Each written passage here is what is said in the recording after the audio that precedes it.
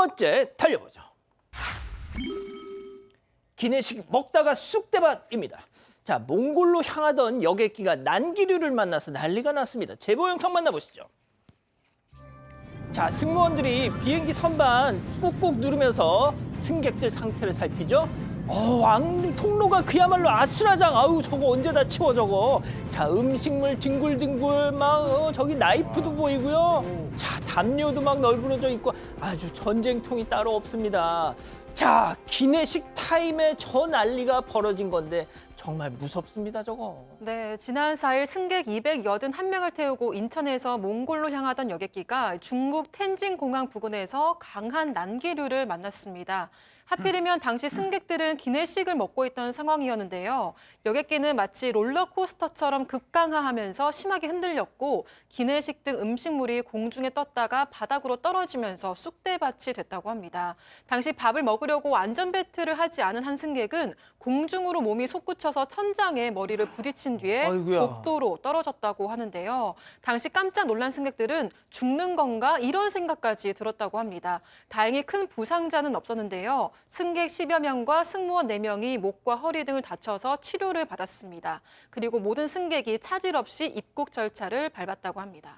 자, 만약에 저 때 오 교수님, 컵라면 뜨거운 거 막 국물 뜨거운 거 먹고 있었으면 어쩔 뻔했어. 그러니까 말입니다. 저 난기류하고 그리고 이 기내식이라고 하는 것이 이게 딱 그 결합이 된 상태에서 정말 그 화상까지도 우리가 생각할 수 있는 그런 상황인데 아까 그 어떻게 보면은 뭐 형편없이 돼 있지 않습니까? 저 상황을 보고 누리꾼 사이에서 방금 말씀하신 대로 뜨거운 음식 먹고 있었으면 더 크게 다쳤겠다. 그래서 일반석 같은 경우는 또 더 좁지 않습니까? 예. 그래서 이제 컵라면 제공 중단이 이해가 된다라고 하는 반응이 나오고 있는데요.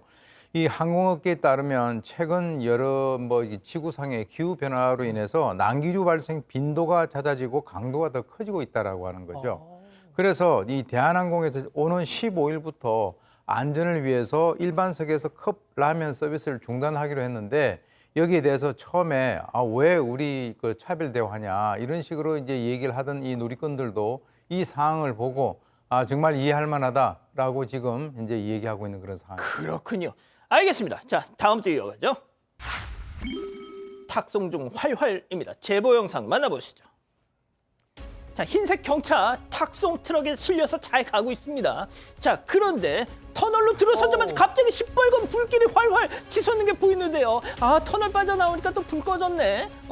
했나 싶었는데 이번엔 차량 밖으로 하얀 연기가 스멀스멀 솔솔솔솔. 자, 혹시 이 차도 전기차? 네, 맞습니다. 이 영상은 지난 6월 30일에 찍힌 영상이고요. 아이고, 이 탁송을 하기 위해서 아이고. 흰색 레이스용차를 탁송 차량에 싣고 가던 중이었습니다.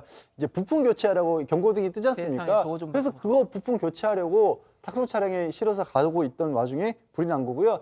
다행히 인명피해는 없었다고 하는데 레이스 차량 내부는 완전히 전소가 됐고 저 탑재함도 싣고 가던 차량도 탑재함이 많이 타서 2천만 원 가량 피해가 일어났다고 하는데 짐작하시겠지만 역시 배터리에서 불이 시작된 걸로 그렇게 추정되고 있습니다. 자, 박 변호사님. 네, 저 불난 거 저거 누구 책임? 모르겠습니다. 에? 그거 말하면 안 되는데 쉽지가 않아요. 지금 탁송 의뢰한 업주하고 차주 모두 제조사 책임 아니냐 이렇게 얘기를 하는데 이게 얼마 됐냐면 10년이 넘었습니다. 제조한 지. 그러니까 책임 기간, 보증 기간이 끝난 차량이기 때문에 지금 최근에 봐서 알겠지만 전기차의 화재 사고들이 많이 일어납니다. 너무 많아. 원인도 사실 불명도 있고요. 그 인천 청라에서. 그렇죠. 주차장이 다 지하주차장. 타버렸지 않습니까? 예. 그렇기 때문에 일단은 보험사 판단을 좀 봐야 될 것 같고요. 저는 좀 조심스러운 얘기지만 예. 책임 소재가 좀 불분명하지 않을까 생각이 아유, 듭니다. 어쩌면 좋아. 아유. 그래서 모르겠다 말씀했습니다. 그러셨군요. 아유, 알겠습니다. 좋습니다. 다음 이어가죠. 찜질방에서 봉변입니다. 제보 영상 만나보시죠. 자, 한 남학생이 찜질방 로비를 막 뛰어갑니다. 자, 그런데 그 뒤를 곧바로 한 남성이 막 쫓아가죠. 자, 저들이 향한 곳 바로 여탕이었습니다. 자, 요리조리 피하는 학생을 집요하게 쫓는 그때 갑자기 웬 알몸 남성이 오른쪽에서 나와가지고 지금 상대남을 팍! 자, 그러니까 찜질방 한판 되치기가 안 됩니다. 자, 한참을 저렇게 옥신각신한 끝에 결국 맨몸 남성이 상대를 제압하기 성공했습니다. 자, 영상만 보면 여탕 앞에서 알몸의 남자 도대체 뭔 짓이냐 싶은데 말이죠. 네, 그런데 반전이 있습니다. 이 사건은 지난 5월 22일에 서울 강서구의 한 찜질방에서 벌어졌습니다. 만 14세인 중학생 아들과 아빠가 일부러 사람이 없는 새벽 시간대에 목욕탕을 찾았는데요. 그런데 아들이 혼자서 냉탕에 들어가 있을 때 웬 30대 남성이 나타났습니다. 그런데 바닥 쪽에 침을 콱 뱉더니 냉탕에 들어와서는 아들을 계속해서 쳐다봤다고 합니다. 아빠가 아들을 데리고 나왔지만 남성은 끈질기게 아들을 쳐다봤다고 합니다. 이 때문에 부자는 집에 가려고 옷을 갈아입으러 나가는데요. 역시나 남성이 뒤쫓아왔다고 합니다. 어허. 참다 못한 아빠가 어. 당신 왜 자꾸 우리 아들을 쳐다보냐 이렇게 따졌더니 남성은 제대로 된 대답 없이 아빠를 향해서 욕설을 퍼부었습니다. 아이고야. 아들은 카운터 직원에게 이상한 사람이 있다 이렇게 얘기를 하려고 나가는데요. 아까 영상에서처럼 30대 남성이 뒤쫓아서 갔던 겁니다. 당시 아들은 너무 무서워서 여탕 쪽으로 뛰어갔지만 남성은 그대로 따라왔습니다. 아들을 구하기 위해서 맨몸 차림의 아버지가 뒤따라 나와서 몸싸움이 벌어졌던 겁니다. 그렇죠. 아들이 괴한한테 쫓기는데 언제 옷을 입고 나가고 말고 해요. 그러게나 말입니다. 그런데 도대체 왜 이 중학생을 저 남성이 30대 남성이 쫓아가는지를 모르겠다라는 거예요. 처음에 경찰 조사에서 이 아이가 자기 휴대전화를 가지고 가서 그렇게 쫓아갔다라고 얘기를 했다는데 이 아빠에 따르면 목욕탕에서 만났잖아요. 처음 봤을 때가. 그렇죠. 그 휴대전화 가지고 있는지도 몰랐다, 가지고 있지도 않았다라는 얘기인 거고요. 저렇게 이제 실랑이가 벌어진 끝에 결국에는 이 가해 남성이 뭐 해군 부사관으로 또 밝혀졌다라고 하네요. 게다가 이 남성, 이 아빠를 이거 쌍방폭행이라고 고소까지 했답니다. 몸싸움 벌어졌다는 이유로. 하지만 다행히도 경찰에서 이건 정당방위가 맞다라고 해서 그걸 받아들이지 않았고요. 문제는 아직도 도대체 왜 저 중학생 아이를 쫓아가는지를 이유를 모른다라는 거예요. 처음에 뭐 술을 마셨다 그런 얘기도 하긴 했다라고 합니다만 어쨌든 지금 중학생 아이 같은 경우는 아직도 두려움에 떨고 있다고 합니다. 박 변호사님, 예.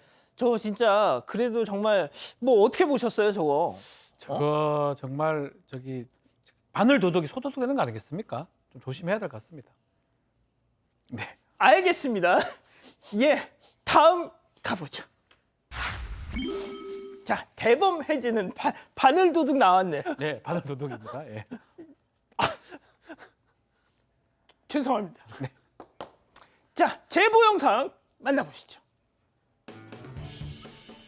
자, 골목길로 들어섭니다. 재활용 쓰레기 놓인 곳을 계속 두리번 하고 있는데요. 자, 와서 뭐 할까요? 툭툭 건드립니다. 어허, 그러더니 갑자기 윗옷을 쓱 올리더니 어머, 나 오늘 득템. 자, 그렇습니다. 버려진 빈병을 꺼내서 바지 주머니에 주섬주섬. 아이고 세상에. 자, 또 다른 날 영상 이어서 보시죠. 아, 이번에는 아예 그냥 가방을 들고 왔네 그냥. 아유, 아주 그냥 여기 돈밭이다, 돈밭이야. 괴짝에 있던 빈병을 거침없이 주워 담는데 아이고 할매요, 할매. 제발 좀 박 변호사님. 자, 이게 바늘 도둑이 소도둑 되는 영상인데요. 식당을 운영하는 자영업자인데 공병을 괴짝에 이제 모아서 사실은 업자한테 한꺼번에 수거를 해가지고 파는 그런 상황인데 계속 공병이 사라진 걸 발견하고 뭔가 나중에 확인해 보니까 범인을 우연히 잡았는데 이 할머니입니다. 근처에 사장님이 계속 이런 게 빈병을 팔러 오는 걸 발견하고 신고를 해가지고 유심히 관찰해서 신고를 하니까 결국 알고 보니까 수시로 이렇게 와가지고 빈병, 공병들을 훔쳐가고 있었고요. CCTV 이렇게 확인한 다음에 그렇게 하지 말라라고 요청을 하니까 그때부터는 사실은 뭐 더 소리 지르기도 하고 내가 언제 절도했느냐라고 얘기를 하고 있고 아이고. 더 대담해진 것 같아요. 처음에는 병을 가져갔다면 이거는 빈병 한 100원 정도 하는데 예. 옆집에 가가지고 플라스틱 의자도 가져가기도 하고요. 아하, 이런. 또 그 집에 가서 문 잠궈 놓으니까 관찰도 좀 했다고 해요. 뭔가 있냐 없냐.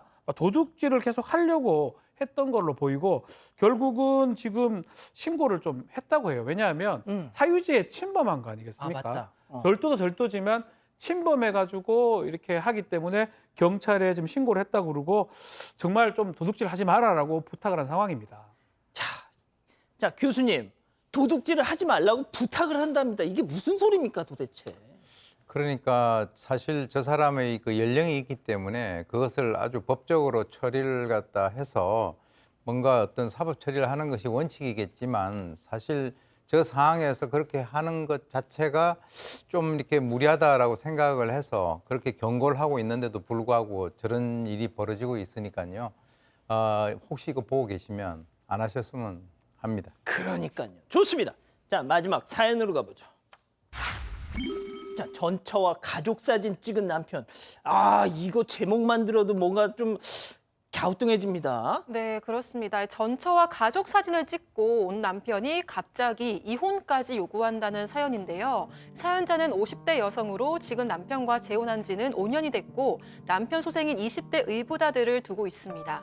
남편은 아들이 태어나고 얼마 되지 않아서 아내와 이혼을 했고요. 아들은 처음엔 전처가 키우다가 초등학생 때부터는 남편이 쭉 키워왔다고 합니다. 그런데 몇 달 전에 의붓아들이 사연자에게 허락을 받고 싶은 게 있다고 이야기를 했는데요. 바로 친엄마와 아빠, 자신까지 가족 사진을 찍고 싶다고 한 겁니다.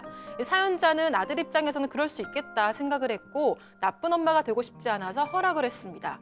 당연히 남편이 반대할 거라고 생각했기 때문에 일단 애써서 쿨한 모습을 보였다고 하는데요. 그런데 반전이 있었습니다.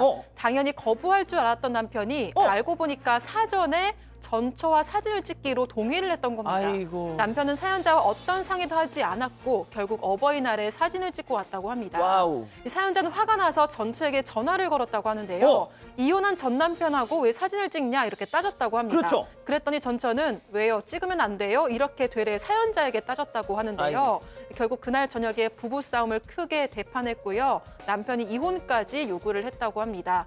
저한테 어떤 상의도 없이 전처와 가족 사진을 찍고 온 남편 너무 화가 나는데 제가 속이 좁은 건가요? 라고 사연을 보내왔습니다. 그렇군요. 자, 기다리고 기다리셨던 부처 핸즈업 타임 6천여 분의 우리 가족 여러분들 함께하고 계신데요. 채팅창에 OX로 함께 참여해 보시죠. 먼저 사연자 아내입니다. 여보, 아니 여보세요 양지열 씨. 어쩜 사람이 이렇게 잔인하니? 응? 너란 인간보다 네 아들 지훈이가 더 어른 같다. 지훈이야 친엄마니까 그렇다 치지만 넌 도대체 뭔데? 네 지금 마누라는 나야 나. 허락도 안 해줬겠지만 나한테 동의를 구하는 척이라도 했어야지. 손이 발이 되도록 빌어도 될까 말까 하는 판에 뭐 이혼? 야 누가 무서울 줄 알아? 해 이혼! 도그라미. 아, 이 구도 제가 제일 좋아하는 구도. 자, 다음 남편입니다. 이 여편 내가 지금 뭐라고 하는 거야? 그깟 사진이 뭐 그리 대수라고 이렇게 난리를 피워 지금. 지훈이가 지 엄마랑 나한테 하도 사정을 해가지고 사진 한 장 찍은 건데 그냥 모른 척하고 좀 넘어가면 모두가 편할 일을 뭐 이렇게 긁어부스럼을 만들기는. 그럴 거면 애초에 지훈이한테 사진 찍어 말을 말든가 왜 한 입으로 두 말하고 앉았어 X. 괜찮으시겠습니까? 구체적인 뭐 정황을 사실 이 아내 입장에서 보니까 좀 문제가 될 수가 있어 보이긴 한데 사실은 그냥 객관적으로 봤을 때는 그 아들이 요구한 상황이고 전후에 좀 문제가 있는 것 같거든요. 아마 이 지금 아내의 기준으로 계속 쳐다봤기 때문에 그렇고 결과론적으로는 사진 찍기를 허락한 거라 그러면 그 동의를 얻었고 안 얻었고 이거는 두 번째 문제가 아닌가. 아들이 원하고 있고 그리고 찍으라고 동의했던 부분 그거만 생각했을 때는 굳이 남편한테 특히 이거 이혼까지 하자고 할 정도는 아니지 않나. 아마 구체적인 사정 좀 더 물어보면 나올 것 같아요. 자, 양 변호사님. 어떻게 공교롭게도 법조인과 비법조인의 이렇게 2대2로 탁 나눠졌어요. 법조인들은 그런 부분이 있어요. 법조인들은 이렇게 명시적으로 표시한 의사, 말을 바꾸는 거에 대해서 굉장히 융통성 없어. 융통성이 없을 수도 있는데 근데 그것 때문에 저는 한 건 아니고요. 그렇죠. 사실 이 아내분이 서운한 건 이해할 수 있어요. 하지만 무엇보다도 이 남편하고 관계를 중요시하는 게 아니라 이 아들 있잖아요. 아들 입장에서는 아버지 어머니랑 사진을 찍은 겁니다. 아들에게는 아버지 어머니인 거예요. 그리고 제가 왜 굳이 이렇게 이 사연을 좀 이해해 주셨으면 하는 바람을 가지냐면 지금 저도 뭐 이혼 이런 사건을 하고 워낙에 지금 이혼이 예전보다는 많아졌습니다. 그리고 재혼 가정도 많이 생기고 이혼 가정도 많이 생기고 그래서 그 자녀들 같은 경우 그 자녀들을 보면요 제일 그 좀 가슴 아플 때가 자녀들의 입장은 사실 나이가 뭐 초등학생, 중학생, 고등학생, 대학생이 돼도 여전히 편치 않거든요. 그렇지 않습니까? 그래서 그런 그 이혼 가정, 재혼 가정의 자녀의 입장에서 좀 더 가깝게 생각을 해주셨으면 이 남편이 아무래도 벌써 한 10여 년도 더 지난 그 전처럼 다시 결합하고 싶은 마음 때문에 저는 사진 찍었으라고 생각이 안 들어서 그래서 조금 예. 속상하시겠지만 봐주시길 바라는 마음이 들었습니다. 양 변호사님 말씀도 좀 설득력이 있습니다, 오 교수님.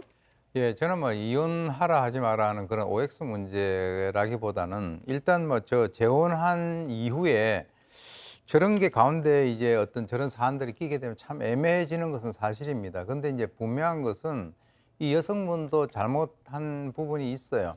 어떤 게 있냐면 그걸 처음에 자기는 좋은 엄마의 어떤 이미지를 주기 위해서 허락을 했지 않습니까?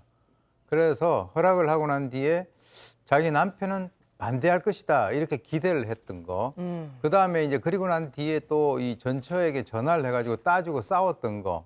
이런 거는 제가 봤을 때는 이 제보자가 좀 이렇게 대처를 잘못하신 것 같고요. 그리고 이제 이 남편 같은 경우는 사실 이제 방금 뭐 말씀을 하셨지만 아이 입장에서는 엄마 아버지 같이 이렇게 사진 찍는 그걸 갖다가 이제 있을 수도 있어요. 그런데 이 남편은 뭘 잘못했냐면 네. 그것을 갖다 미리 얘기를 했었어야죠. 그렇죠. 지금 양 변호사님 같은 그런 논리로 얘기를 갖다 하고 내가 그렇다고 해서 다시 재결합하고 싶은 생각은 없다. 이렇게 얘기를 했었으면 이런 얘기가 문제가 발생이 안 됐을 거라고 봅니다. 그래서 그리고 또 하나는 이 여성의 입장에서는 결혼한 지 5년 됐거든요. 50대인데. 근데 가족 사진이라는 게 이 여성은 촉이 안 좋은 거예요.